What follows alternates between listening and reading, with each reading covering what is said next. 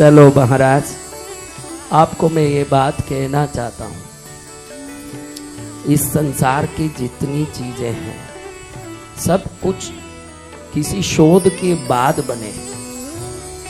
क्लीमकारी केवला गुज्ञा कैवल्य पददायिनी ललिता सहस्र नाम देखोगे तो भगवती के 1000 नाम में कुछ नाम बताए जाते हैं। क्लीमकारी केवला गुज्ञा कैवल्य पददायिनी। क्लीमकारी, क्लीम बीज कामराज बीज है। क्या बीज?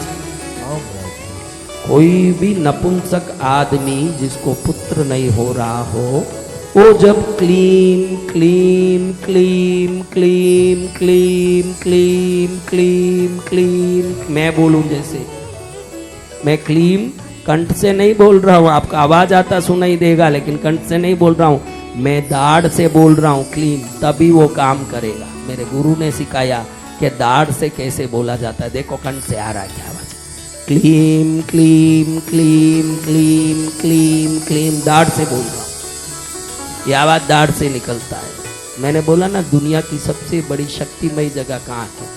जब दाढ़ पर प्रेशर दिया जाएगा तो वीर्य जो नहीं बन रहा है वो वीर्य बनेगा, और जब वीर्य बनेगा तो नपुंसक भी पुत्र का पिता बनेगा। इसलिए इसको कामदेव का राज बीज, कामदेव संतान उत्पत्ति के लिए मन में मोह उत्पन्न करने वाले देवता कामदेव और रति देवी है।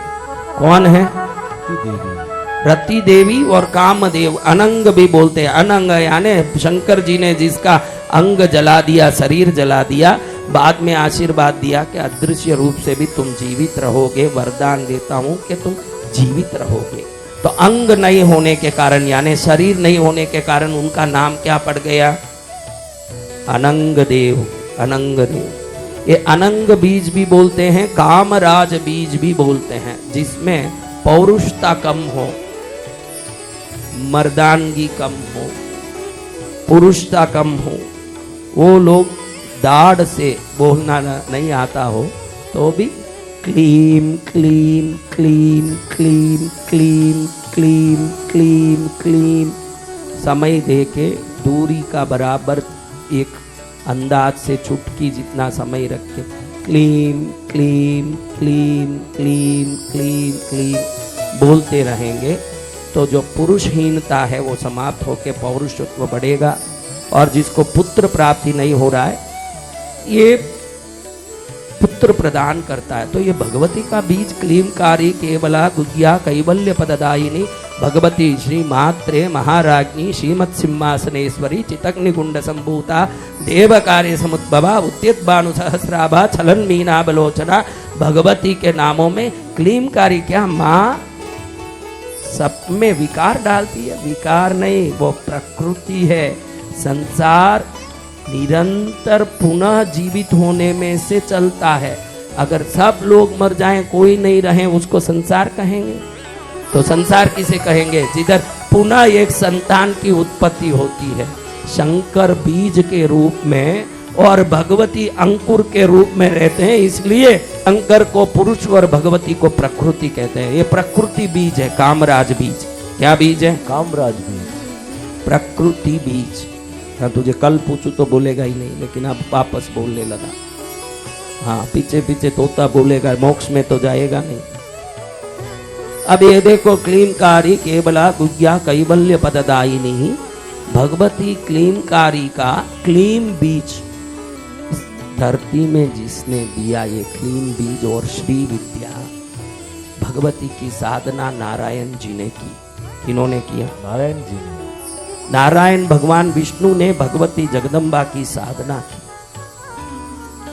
साधना करते समय सोचा कि शक्ति आ रही है इस साधना।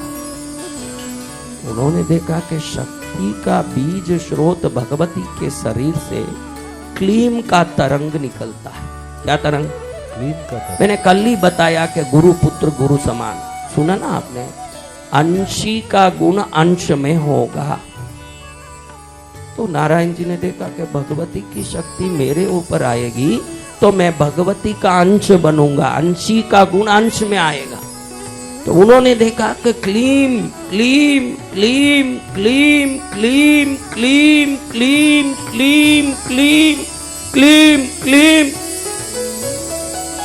उस समय वो तरंगे घोड़े की तरह उनके ऊपर आते दिखे। कैसे दिखा? घोड़े की तरह आते दिखे। उनको लगा कि जो घोड़ा हिनहिनाट करता है ये हिनहिनाट नहीं है, घोड़ा अश्विनी मुद्रा से वायु को आगे ढकेलता है तो वो वायु क्लीम बन के आगे जाता है। इसलिए शेर थोड़ी देर दौड़ के थक जाता है, हाथी थोड़ी देर दौड़ के थक जाता है, ये घोड़ा कभी नहीं थकता है। तो इनको समझ आया कि भगवती ये क्लीमकार से मेरे में शक्ति भेज रही है, इसीलिए भगवती को हम शक्ति कहते हैं। शिव और शक्ति कहते हो कि नहीं? कहते हैं। ये शक्ति क्लीम रूप में, रीम रूप में भगवती में है। रीम माया है, क्लीम कामराज बीज है। समझ नहीं पड़े तो भी सुनो, आपके लिए फायदाकारी है।